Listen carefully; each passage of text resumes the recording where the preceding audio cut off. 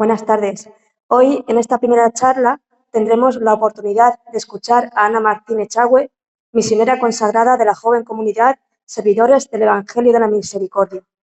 Ella será quien nos dará a conocer la trayectoria vital y espiritual de nuestra primera protagonista, Etty Hillesum, joven judía muerta en los campos de concentración de Auschwitz en noviembre de 1943, que al ir descubriendo la presencia de Dios en su interior, quiso dar testimonio de este amor en pleno Holocausto. Una mujer que, en palabras de nuestra ponente para el Seminario Católico Alfa y Omega, fue capaz de ver que Dios está presente en toda vida, en el momento histórico que nos toca vivir, y que solo hay que aprender a desenterrarlo. Y eso nadie nos lo puede robar. Ana Martín Echagüe, durante sus estudios de licenciatura en Teología Espiritual en la Universidad Pontificia de Comillas de Madrid, centró su investigación final en el análisis del proceso de transformación de Etty Hillesum, lo que la ha llevado a publicar el libro Desenterrar a Dios, el proceso espiritual de Etty Hillesum, que se encuentra ya en su tercera edición. Además de dicha licenciatura, Ana cursó estudios de medicina y ha estudiado también el bachillerato en teología en la Universidad Católica de Buenos Aires.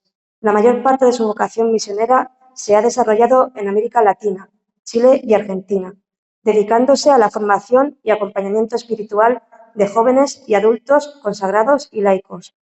Esta misma labor es la que realiza en Guadalajara, donde vive actualmente. A su vez, es docente en la Universidad Marista Cardenal Cisneros de Alcalá, impartiendo a estudiantes de magisterio asignaturas para el título de la DECA. Su profundo conocimiento sobre Etty Hillesum la ha llevado a darla a conocer por diversas diócesis de España: La Coruña, Madrid, Bilbao, Valladolid. También ofrece formación sobre ella de manera virtual y a través de encuentros y ciclos, como el segundo encuentro iberoamericano organizado por la Fundación Etty Hillesum. Sin más, comenzamos esta charla con el deseo de que las palabras de Ana sobre nuestra protagonista sean regalo y aliento de esperanza para todos. Un poquito solo.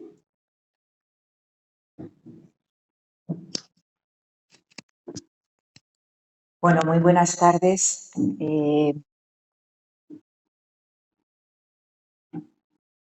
Para mí es un regalo inmenso y siento un honor muy grande que me hayáis invitado. A veces hablo con ustedes, pero es por mi tiempo en América, que me queda algún resto así, que me hayáis invitado a poder compartir de esta figura que poco a poco está saliendo a la luz en este último tiempo y que es una joven mujer judía, ahora que estamos en esta situación, ¿verdad?, de guerra, que recorre un camino espiritual que puede ser una de las grandes místicas para iluminar nuestro siglo XXI. Esto parece muy grande, pero vamos a adentrarnos juntos en su biografía, en su historia, y primero biografía y contexto histórico para situarnos en la etapa que le tocó vivir entre el 1914 y 1943, plena Segunda Guerra Mundial, y después, con algunos textos suyos, intentaremos seguir qué itinerario espiritual ha recorrido ella por dentro. Pues comienzo un poco con su biografía. Etty nace en Holanda el 15 de enero de 1914 y nace de una familia judía no practicante. Su padre trabajaba en sábado, ¿no? Muy raro para una familia judía. Se dice que es una familia asimilada a la cultura holandesa. Aquí los vemos. Su padre, Luis Hillesum, era un profesor que estudió lenguas eslavas y era profesor de instituto, que por su trabajo tuvo que ir cambiando de destino, lo que llevó a Etty y a toda la familia a tener que cambiar de destino. Etty dice de él que fue un hombre profundamente intelectual, sus notas en sus estudios y doctorados eran summa cum laude, pero también un hombre bastante asocial que, según ella, nunca supo enfrentar los problemas familiares. Por otra parte está su madre, viva, que era de origen ruso y que había huido de Rusia por un pogromo, que es una persecución contra los judíos en Rusia, y llegó a Holanda con 26 años para volver después a emigrar a Estados Unidos. Fue la primera de su familia que emigró de Rusia, pero conoció a su marido Luis, se casaron y el destino, bueno, cambió la situación. Tuvieron 3 hijos, la mayor es Eti, Esther, ¿no? Luego viene su otro hermano, Hap, que también un hombre de un grandísimo talento intelectual, médico, también con unas notas de superdotado, pero que tenía bastantes problemas de inestabilidad psicológica y que tuvo que estar varias veces ingresado en un psiquiátrico.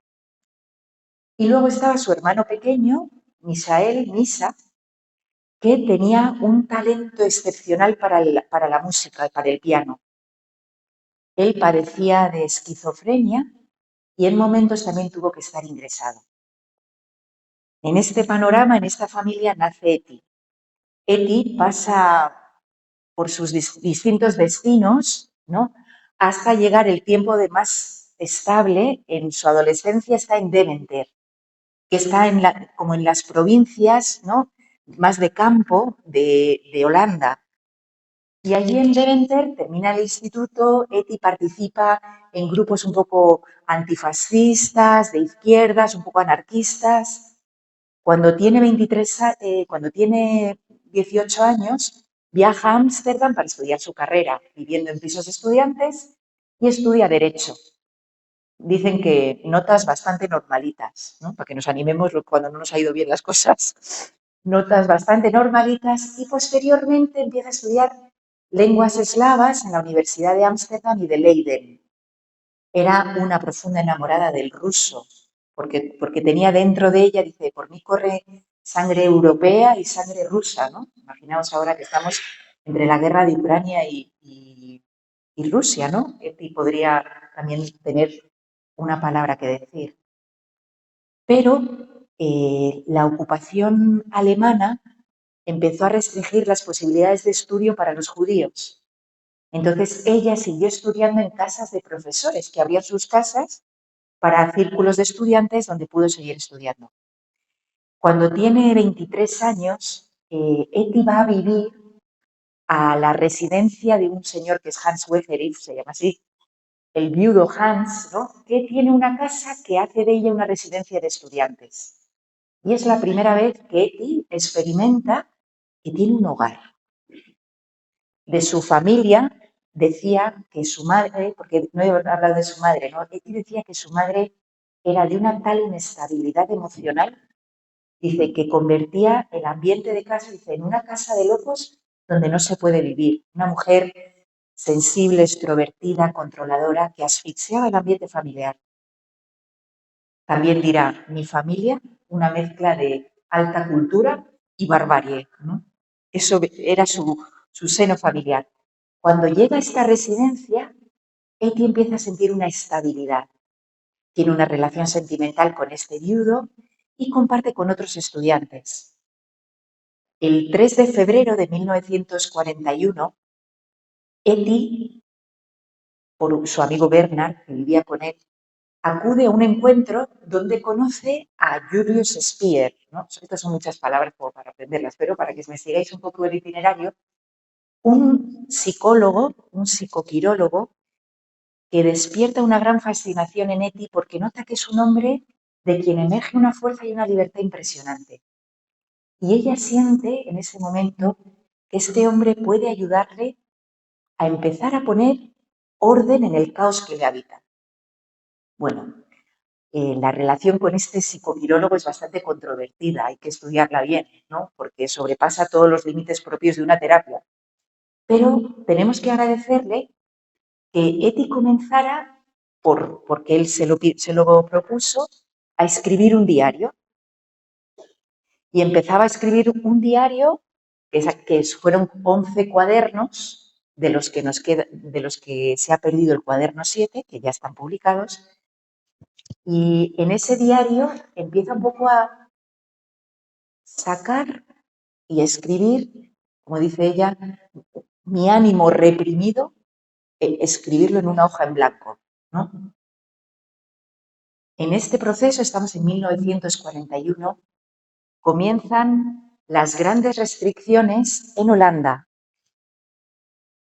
Así, en resumen de historia, así breve, la invasión nazi, ¿no?, alemana de Holanda fue distinta que en otros países. Holanda quería, Alemania, los nazis querían buscar en Holanda un aliado. El territorio de Holanda era propicio para que pudieran después llegar a Francia y a Reino Unido. Y de alguna forma eran de raza aria y podían ser, por así decir, compañeros de batalla. Entraron con una guerra en mayo del 40, que duró una semana, y progresivamente las autoridades de los Países Bajos holandesas fueron pasando a la autoridad de los nazis. Entonces, en medio de este proceso, estamos en el 41, en el 42, Eti comienza a sentir en su carne todas las restricciones. La primera, que todos bien conocemos, es que se obliga a todo judío a llevar una estrella amarilla. Se les prohíben los transportes, se les prohíben comprar en tiendas de no judíos, se les empieza a limitar los parques donde pasear, las cafeterías donde estar. En medio de todo este ambiente se empiezan a formar en Holanda lo que se llamarán los consejos judíos.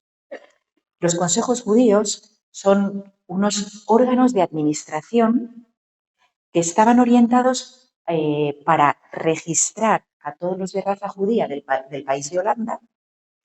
Estos consejos judíos se constituyeron en todos los países ocupados por los nazis. Entonces registraban a los judíos de raza, también los bienes que tenían, para poderlos tener los nazis, invertirlos en armas. Y en este Consejo Judío también se tramitaban todos los visados para emigrar. Entonces llegaba muchísima gente, muchísimos judíos, cuando veían que la situación se iba poniendo cada vez más compleja, a inscribirse, a buscar visados, a querer salir. Pues en julio del 42, por insistencia de su hermano y de los amigos, Eti comienza a trabajar en este Consejo Judío como secretaria. ¿Por qué? Porque al ser judía, si ella era trabajadora del Consejo Judío, tendría un sello que le protegería de la deportación. Tendría un sello que le evitaría el ser tomada, prendida y deportada rápidamente. Eti, a regañadientes, empieza a trabajar allí, pero no soportó mucho. ¿Por qué? Porque empezó a intuir varias cosas pasaban allí. Lo primero, intuir que había muchísima corrupción en la búsqueda de esos visados. Y Eti tenía una honestidad tremenda y no lo soportaba. Por otra parte, veía que el Consejo Judío también tenía una cierta alianza con las autoridades nazis y tampoco lo pudo soportar. Y otro aspecto que le costaba mucho es que allí llegaban masas y masas de gente como empujándose unos a otros buscando la tabla de salvación. Intentó estar 15 días allí, entre leí algún texto de Rilke, ¿no?, que era su poeta preferido, para ver si encontraba esperanza. Pues a los 15 días solicitó ser trasladada como miembro del Consejo Judío a Westerbork. Entonces, sí, ahora lo vamos a ver. Perdón. Voy igual un poquito atrás y ahora volvemos a Westerbork. En enero de 1942, en la conferencia de Wannsee, se implanta lo que se llamó la solución final, ¿no? A veces hemos escuchado mucho esta expresión, la solución final, que era el plan organizado de exterminio de los judíos. Y este plan consistía en toda la zona ocupada, se estuvieron construyendo las vías del tren, que hemos visto en tantas películas de la Segunda Guerra Mundial, vías del tren para que todos los judíos de todos los lugares fueran deportados a los campos de concentración de Polonia, Bergen-Belsen, Auschwitz. En medio de este proceso que vemos, ¿no? Más o menos, Etty pide trabajar en Westerbork. ¿Qué era Westerbork? Westerbork estaba al norte de Holanda y primero era un campo de refugiados, donde habían llegado muchos judíos alemanes para evitar la situación política que tenían en Alemania, residieron allí. Pero en la medida que la situación se fue agravando, el campo de refugiados se convirtió en lo que se llamó cambio de estatus y se convirtió en un campo de tránsito. Entonces, empezó a ser este espacio llenado y llenado de judíos que se construyeron unas vías del tren y de allí debían partir para Auschwitz.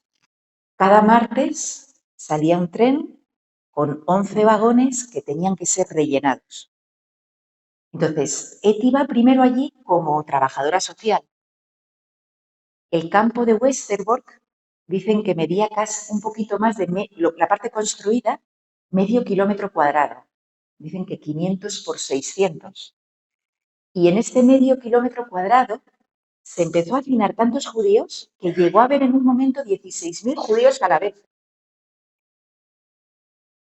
Este campo se construyeron los barracones, como podemos ver, estaba muy lleno del barro. Etty escribe en sus cartas a sus amigos que había que superar como esa imagen de barro y de lo peor era el poco espacio, la poca higiene y el barro, ¿no?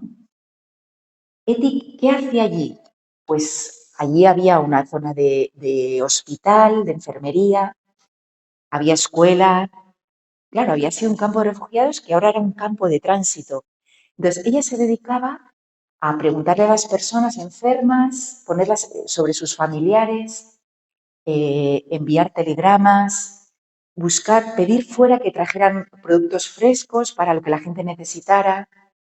Cuando empezaban las deportaciones, Etty recibía los trenes que llegaban de Ámsterdam y ayudaba a la gente a situarse en el campo de tránsito y a la vez ayudaba a subir al tren a los que iban a viajar, que eran un viaje hacia Polonia en condiciones inhóspitas y a los que intentaban de todos los modos que fueran lo más abrigados posible.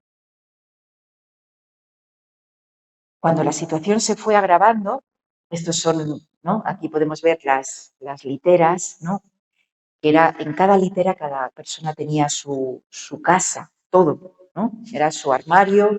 Etty tenía debajo de su almohada la Biblia y el libro de las horas de Rilke, ¿no? Y Etty dice, ¿no? Dice, en una de las cartas que escribe cuando presencia una de las deportaciones, dice, sería más fácil ir en el transporte, ¿no? Que me suban de una vez al tren, que tener que ser testigo una y otra vez de los miedos y la desesperación de miles y miles de hombres, mujeres, niños, inválidos, dementes, recién nacidos, enfermos y viejos, que en una comisión casi ininterrumpida desfilan por nuestras manos auxiliadoras. Dice, sería más fácil subir yo al tren que tener que acompañar a toda esta gente. Dice, y además, la única consigna que tenían era que era mano de obra para el este, ¿no? Niños, enfermos, ancianos. Bueno, pues el 20 de junio de 1943 ve llegar en un tren a Westerbork de Ámsterdam a sus padres y a su hermano Misa, y según ella el día más negro de toda su vida. En aquel momento el Consejo Judío se disuelve por completo, la mitad de los del Consejo Judío regresan a Ámsterdam y Etty se tiene que quedar en Westerbork, cosa que deseaba profundamente. Ella quería estar.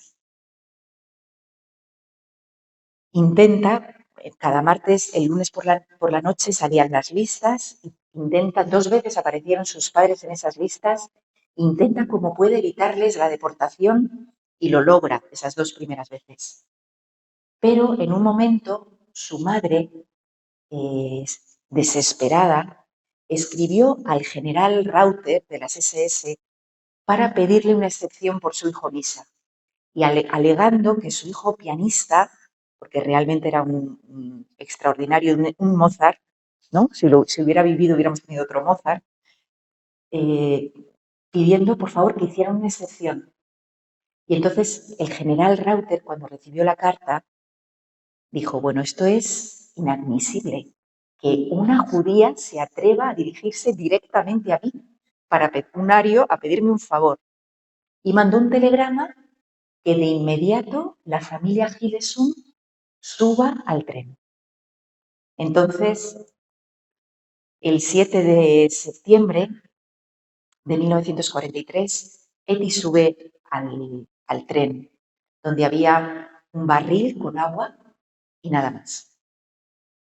Sus padres iban en el primero y ella en el 11. Y en aquel momento aprovechó para escribirle una carta a Christine Van Nutten, una amiga de la familia, diciéndole, avisarle de su deportación, porque era con quien estaba escribiéndose continuamente, buscando papeles en La Haya, en el Tribunal de La Haya, para que pudieran sus padres salir de Westerbork. Y le avisa que suben. Pero esta carta la tiró por el vagón. Y de tal manera que la tenemos. Esta carta fue recogida por un amigo suyo. Entonces, esta carta, Eti nos dice, te dice así, ¿no? A Christine Van Nutten. Christine, abro la Biblia al azar y me encuentro esto. El Señor es mi cámara alta. Estoy en un atestado vagón de mercancías, sentada sobre mi mochila. Papá, mamá y Misa están unos vagones más allá. La partida fue inesperada. De pronto llegó desde La Haya una orden especial para nosotros. Salimos del campo cantando. Papá y mamá muy serenos y tranquilos. Esta es una imagen de Westerbork, ¿no? De hoy. Westerbork hoy tiene estas vías del tren, ¿no? Que tiene la imagen de lo que iba hacia la destrucción, ¿no? Eti logró conducirlo a otro destino. Y ahora lo vamos a entrar. Bueno, después de esta densa, ¿no?, historia de una joven que muere a los 29 años en Auschwitz, vamos a entrar un poco en su itinerario espiritual, porque es lo más extraordinario que yo he conocido y creo que conoceré realmente, ¿no? Eti, cuando va por primera vez, cuando empieza a escribir su diario, ¿no?, el 8-9 de marzo, lo primero que escribe es, aquí estaba yo, dice, aquí estaba yo con mi atasco espiritual, ¿no? Dice así. Uy, el atasco espiritual no está. Ahí estaba yo con mi atasco espiritual. Dice, como un ovillo enmarañado que me tiene prisionera. Y en otro momento dice, aquí estaba yo con mi estreñimiento espiritual, ¿no? O sea, nada fluía en esa vida, ¿no? Y empieza a escribir sobre su vida interior y a través de la terapia y del el ir hablando, el ir compartiendo, el ir escribiendo, ¿no? La escritura tiene algo de terapéutica. Eti descubre que en lo más profundo de su interioridad hay una presencia inesperada. Al principio, Eti tenía una vida muy desordenada, ¿no? Y como toda vida espiritual, cuando tiene que iniciar, necesita, se dice, ¿no? Los grandes espirituales dicen, la vida espiritual necesita de la ascesis y de la gracia, ¿no? Del esfuerzo y de la mística. Bueno, pues esta joven mujer con 27 años empieza su ascesis. Y en esa ascesis lo primero que hace es, pues, tenía tal caos interno, dice que voy a empezar por ordenar lo externo, ¿no? Y entonces dice, voy a reservarme cada día media hora de silencio, meditación y ejercicio físico, respiración, para estar conmigo misma, ¿no? Primero pone esa ascesis externa, Pero hay una segunda tesis, que es la tesis interna, el esfuerzo interno, el trabajo interno.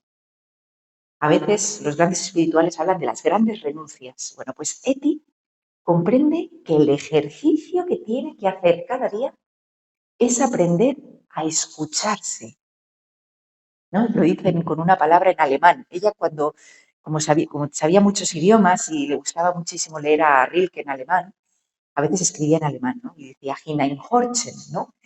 Con esa palabra la deja así puesta, ¿no? Que significa inclinarse para escuchar lo más profundo de mi ser. Y entonces ella hacía ese ejercicio cada día. No lo llamaba ni meditación ni oración, sino escuchar lo que resuena desde el fondo de sí misma. Decía, ¿y qué más da que estudies una página de más o de menos mientras intentes escuchar el ritmo que hay en ti e intentes vivir conforme a él? Dice, la única certeza de cómo debes vivir y lo que debes hacer puede venir de esa fuente que brota del fondo de ti misma. A veces, ¿no? Aprender a hacer silencio para conectarse y escuchar lo que les sucede dentro. Y en medio de poner nombre a distintas vivencias, a distintas cosas, Eti descubre que allí hay una presencia que no se esperaba.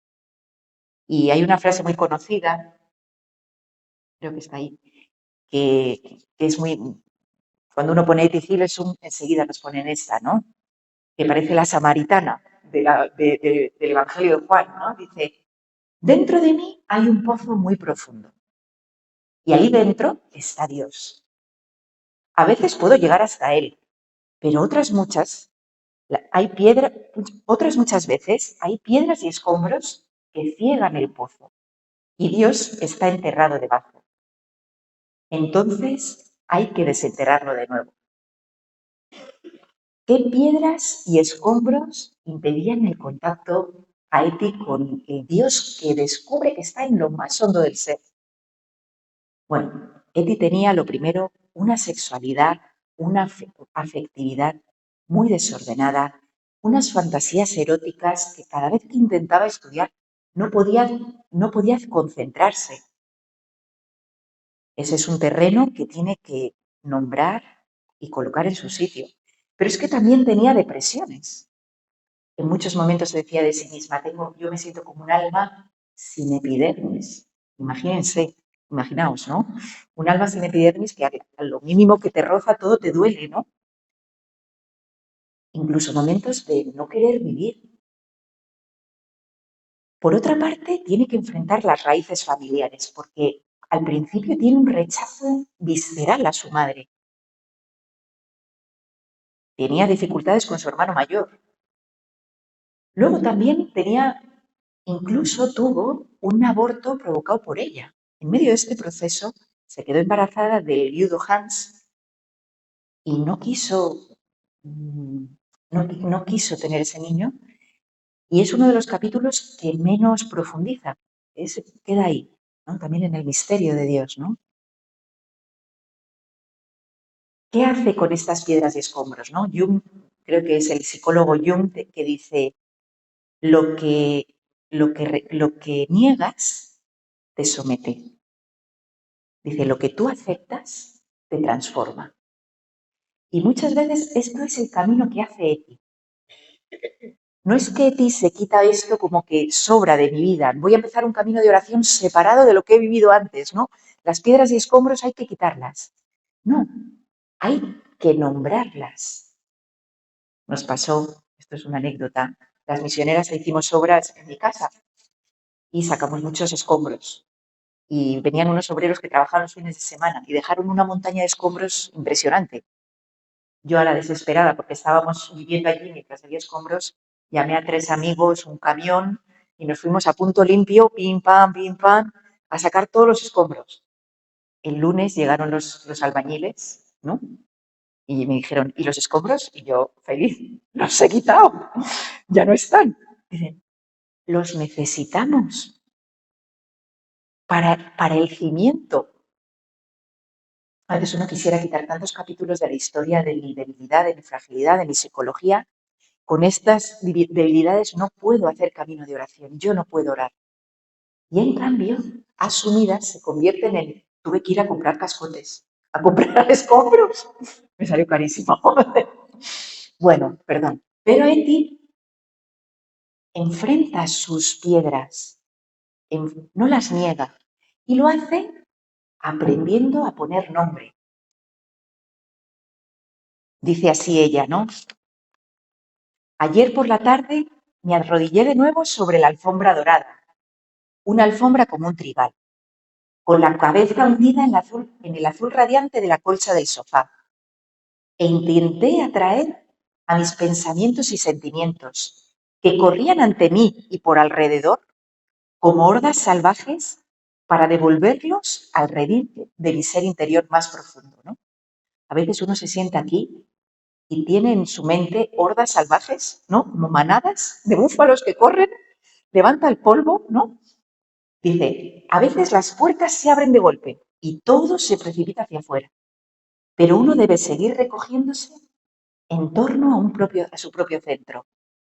Dice, para guardar la desordenada manada de pensamientos, sentimientos, emociones, sensaciones, experiencias, reacciones, podríamos sumar recuerdos, debilidades, ¿no? Le dice a Dios, dame una buena palabra que exprese todo esto, como un buen pastor. Ahora me siento de nuevo como ese buen pastor. Ella es el buen pastor de sí misma. Y me siento cada vez más tranquila. Y de nuevo estoy sentada, realmente sentada, junto a esta lámpara fiel tan indeciblemente tranquila y sin prisas, ¿no? Ahora estoy realmente sentada, ¿no? ¿Cuánto nos pasa esto, no? En un mundo que vivimos estresados por condición cultural, ¿no? No como la nueva cultura, ¿no? Estar sentado y ser consciente de que lo estoy. Pues Eti, para integrar estas piedras y que no le entorpezcan el acceso a Dios, hace un camino de tomar conciencia de lo que le habita. Me dice, bueno, soy consciente de esto y ¿de qué sirve? ¿No? Soy consciente de mis debilidades, soy consciente de mis heridas. Y ella dice, aunque ser plenamente consciente de estos sentimientos implica erradicarlos. Cuanto más conscientes somos de lo que nos habita por dentro, menos, por así decir, más liberan nuestra libertad. Somos capaces de tomar distancia de ellos y de generar espacio dentro, ¿no? Y por eso Eti busca refugio a todos estos, a su mundo interior en palabras que puedan recoger vivencias. En la medida que ella va interiorizándose y haciendo espacio dentro de sí, colocando las piedras en su sitio, Eti dice, también ellos pueblan mi vida, lo dice así, ¿no? Es decir, que empieza a darse cuenta que las figuras de referencia, ella leía muchísimo a Tolstoy, leía muchísimo a Dostoyevsky, a Rilke, eran autores que sus lecturas la habitaban por dentro y de las que empezaba a beber como fuente, ¿no? Cada uno de nosotros tenemos un Dostoyevsky o un Rilke, un libro que ha marcado la orientación de nuestra vida, ¿no? Y Eti, posteriormente, después de empezar a hacer un poco de orden, se atreve a empezar a rezar y empieza a leer la Biblia y dice, bueno, y también los salmos, dice, los salmos en ayunas, dice, los salmos en ayunas.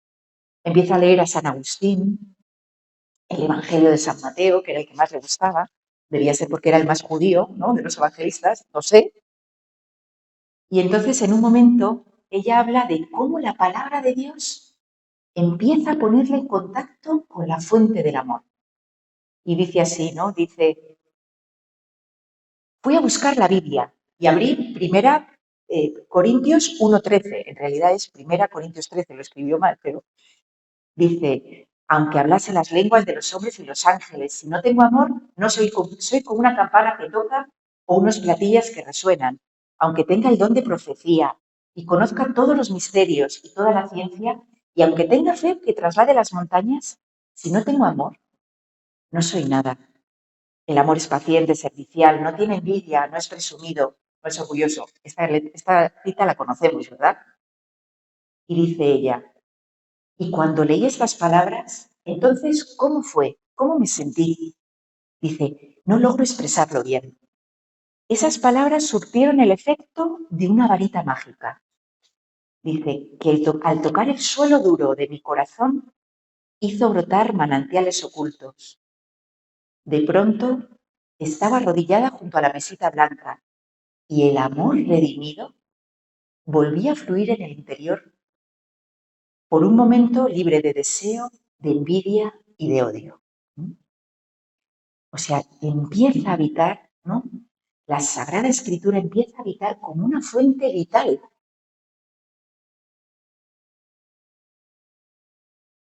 Ella empieza a labrar, después de muchos momentos de oración, un centro en su interioridad desde el que puede enfrentar la vida que le pasa afuera, ¿no?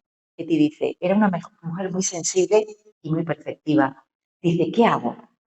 O me enclaustro en un monasterio para que las cosas no me afecten, o me disuelvo entre la multitud porque la realidad que estoy viviendo es amenazadora.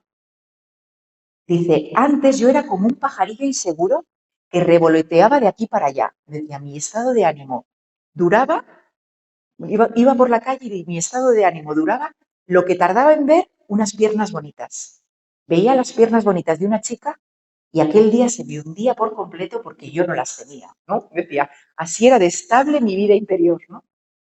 Pero ella dice una cosa, dice, lo que yo no puedo hacer es construirme una coraza. Una coraza no va conmigo, ¿no? A veces uno dice, ¿cómo vivir en este mundo tan desgarrador? ¿Qué hacemos? Nos ponemos una coraza para no ver, para no sentir, bloqueamos las noticias, ¿no?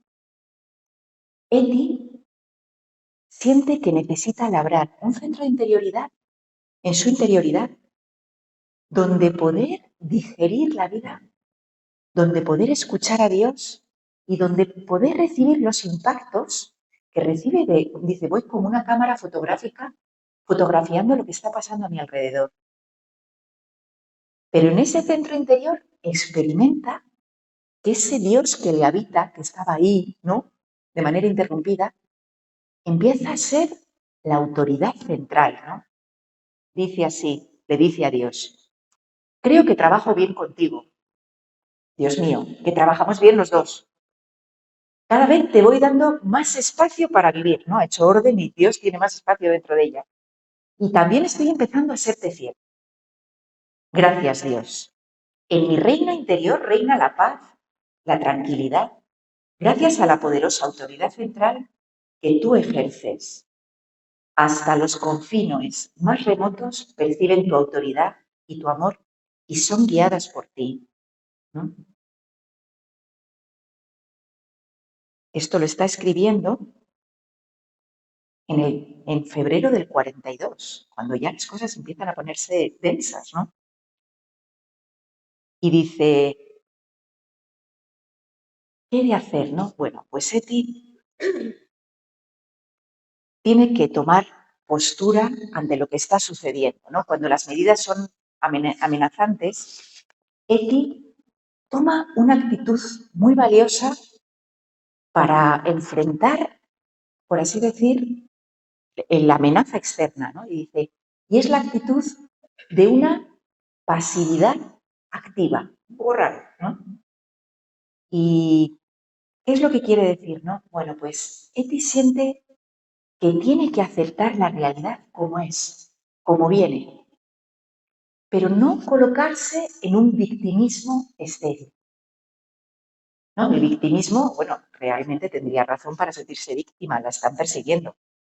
Dice, pero se da cuenta que el victimismo no nos deja ver todas las posibilidades de vida que nos quedan, ¿no? Eti empieza a aprender a vivir desde lo posible, ¿no? Bueno, la vida la está confinando. A nosotros nos confinó la vida, ¿no? Lo podemos entender, pero para cuidarnos, ¿no? Pero ella siente el confinamiento amenazador.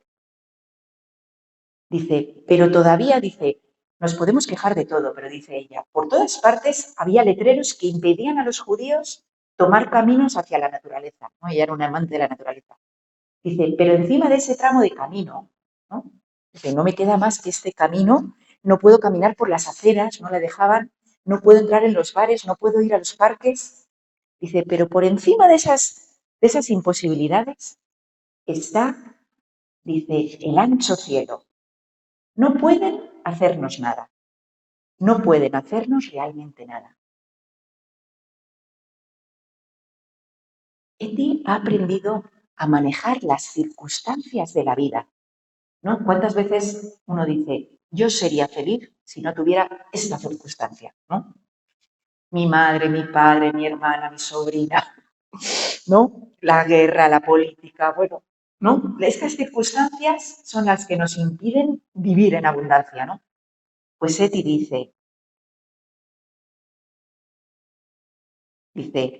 ayer por la noche sobre las 10 estaba sola en el Appelplatz, que era la plaza central del campo de Westerbork. Dice, y descubrí que la osa mayor también brilla sobre ese recóndito lugar, ¿no? Todo era barro, pobredumbre, pero puedo ver todavía la osa mayor, ¿eh?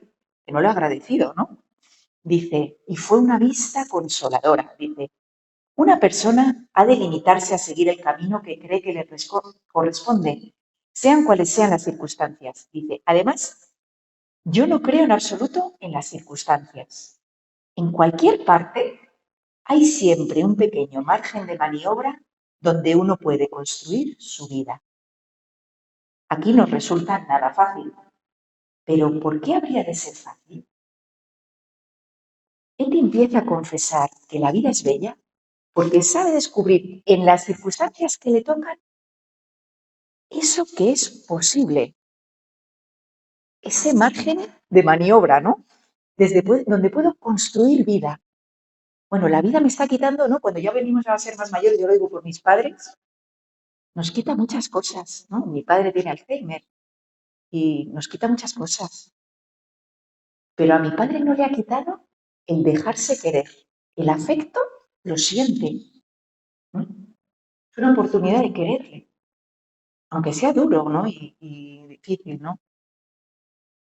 Pero Eti sigue diciendo, la vida es bella porque puedo vivir dando gracias por lo que es posible.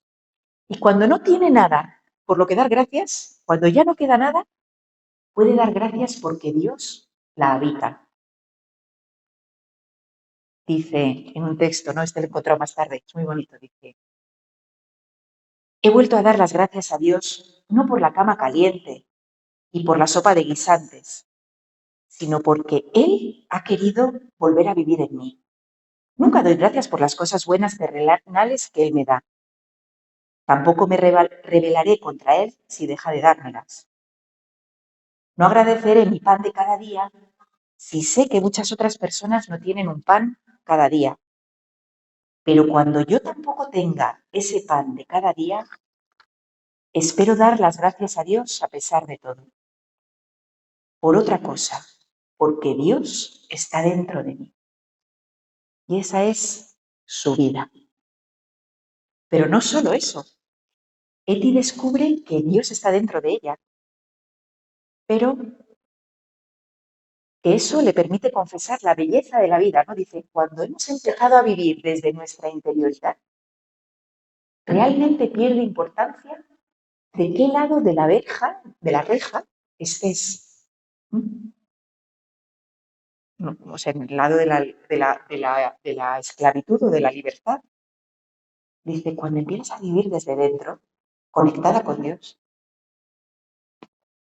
Pero además de confesar que la vida es bella, él también dice otra cosa, ¿no? Dice, la vida es bella y está llena de sentido.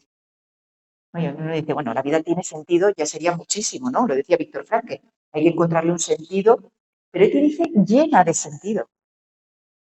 Y esa es la gran pregunta, ¿cuál es la plenitud de sentido que te encuentra en estas circunstancias? pues la clave, ¿no? La piedra de toque que le hace orientarse, no querer huir, porque sus amigos le dicen, tú tienes que huir, porque es que tú eres súper valiosa, te vas a quedar aquí, te van a matar, eres una loca. 5 veces la invitaron a huir a Londres y a esconderse en casas como Ana Frank. Y ella le dijo a su amigo Klaas, le dijo, no quiero, ¿no entiendes? Quiero compartir el destino de mi pueblo. Y si no voy yo, tendrá que ir otro.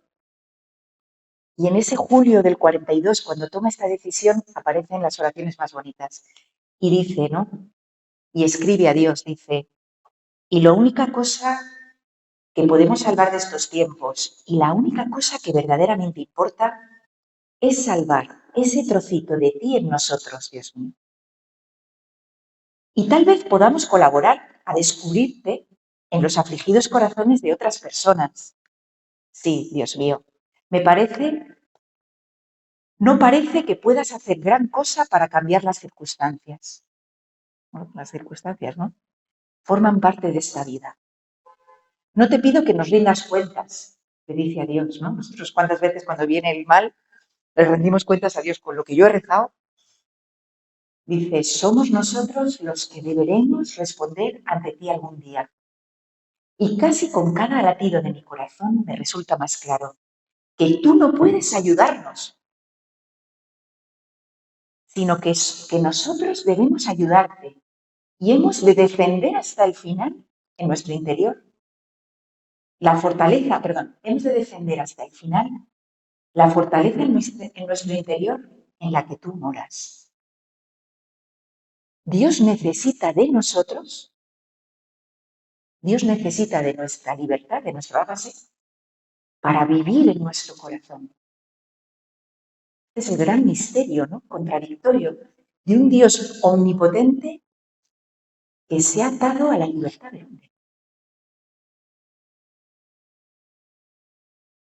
Y ahí continúa su gran sentido de la vida, ayudar a Dios. Y empieza a decir, cuando está en Westerbork, y a veces las personas son para mí como casas con la puerta abierta, ¿no? Cuando escucho a una persona, su dolor, entro y recorro sus pasillos y habitaciones, ¿no? Cuando escuchas a la persona, sus familiares, su historia, sus expectativas, sus sueños, todas ellas tendrían que convertirse en una vivienda consagrada a ti, Dios mío.